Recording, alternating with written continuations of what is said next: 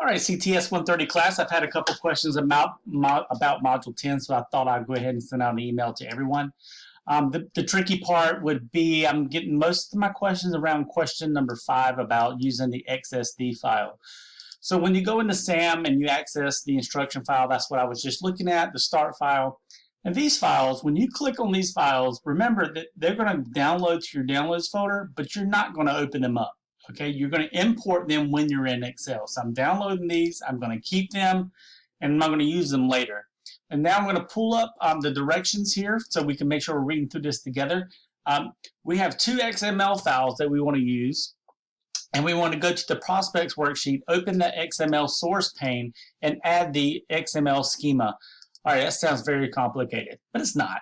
All right, so first of all, you want to make sure you have the developer tab, and some people don't have that by default. So this is how you add that. Go to File, go to Options, and under Options, you're going to see Customize Ribbon.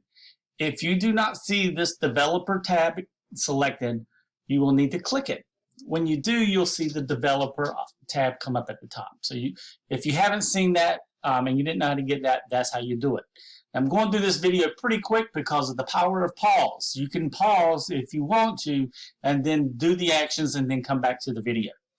So I'm going to go to the Developer tab. I'm going to click on this button here called Source, and XML Maps. I'm going to choose that XSD file that's in my Downloads folder.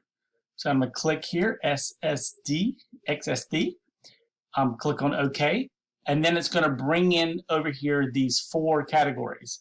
Now, looking at Excel mapping, this is what this little thing here is talking about. It tells you the directions here how to do it.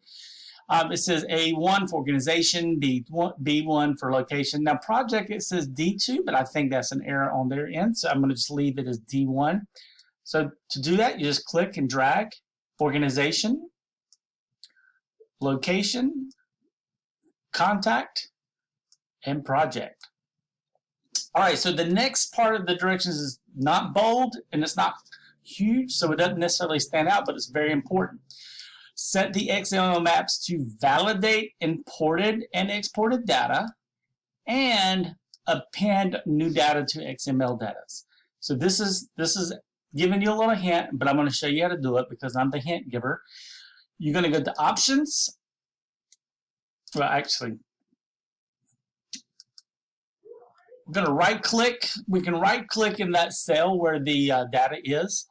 Go to XML and then do XML properties, map properties. Again, we want to select this, which is not the default, and we want to append, which is also not the default. If we don't do this, it's going to overwrite data every time we import new data. So I click on OK.